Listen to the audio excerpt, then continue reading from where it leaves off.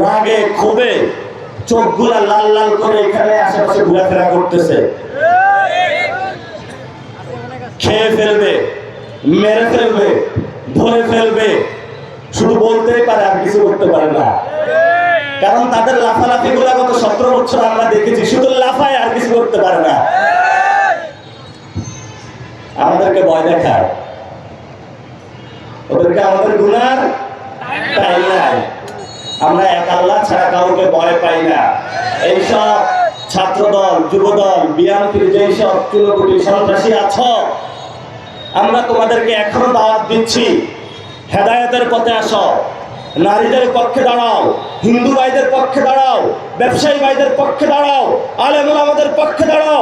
শহীদ উসমান হাদি ভাইয়ের হত্যাকাণ্ডের বিচার করো, 1400 শহীদের হত্যাকাণ্ডের বিচার করো, যারা আহত হয়েছে তাদের হত্যাকাণ্ডের বিচার করো, যারা পঙ্গু হয়েছে তাদের প্রতিনিয়ত যে যন্ত্রণার মধ্যে দিয়ে যাচ্ছে সেই মানুষগুলোর জীবনের অঙ্গহানির বিচার করো, এবং বাংলাদেশে যারা মানুষের সাথে গাদ্দারি করেছে তাদের বিচার করো। সীমান্ত পাহারা দাও, বাংলাদেশের যারা গরিব মানুষ তাদের পক্ষে গিয়ে কাজ করো। যদি তোমরা এই কাজগুলো করতে পারো তাহলে তোমরা লাফালাফি করবে না, তোমরা কাজে নিয়োজিত হও। আমরা তোমাদের সাথে ঐক্যবদ্ধ হয়ে কাজ করতে রাজি আছি বাংলার জনগণ। আর যদি এদিক সেদিকের চেষ্টা করা হয়, হাজী শরীয়তুল্লাহ লাঠিয়াল বাহিনী ছিল, ব্রিটিশদের বিরুদ্ধে উল্টা পাল্টা করা হইলেই বলতো লাঠিয়াল বাহিনী যাও এদের উল্টা পাল্টা গুলাকে সাইজ করে আসো। তোমাদেরকে আমাদের সাইজ করা লাগবে। আমরা অনেক অপেক্ষা করেছি, গত 1 বছর অনেক যন্ত্রণা দিয়েছ বাংলাদেশের মানুষকে। বাংলাদেশের মানুষ যদি এবার জেগে উঠে তাহলে তোমাদের একটা গদিও থাকবে না। শেখ হাসিনার গদি আরো অনেক মোটা ছিল, আরো অনেক বসে ছিল, আরো অনেক বেশি ছিল, 200 সিটের চেয়ে বেশি ছিল। গদিতে এমন ভাবে আগুন জ্বালাইছে, গদি কি এখন আছে? গদি লইয়া গেছে, গদি লইয়া গেছে। বিএনপিরও নদী করতেছে।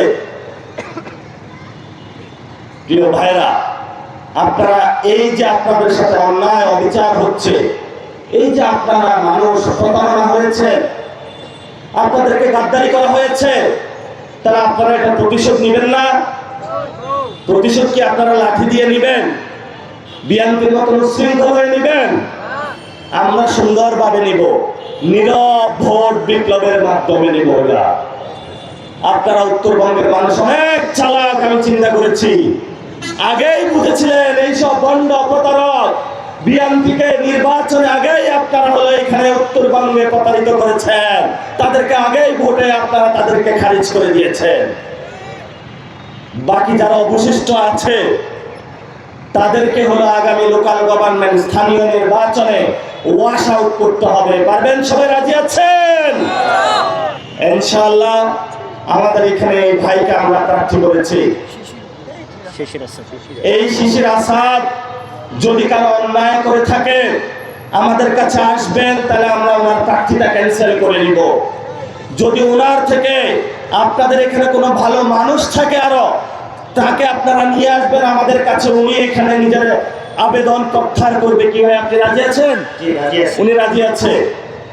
যদি সামনে আগামী ইলেকশন পর্যন্ত কোন অপরাধ করে আমাদের কাছে বিচার দিবেন, আমরা তাহলে ওনার প্রার্থীতা প্রত্যাহার করে দিব।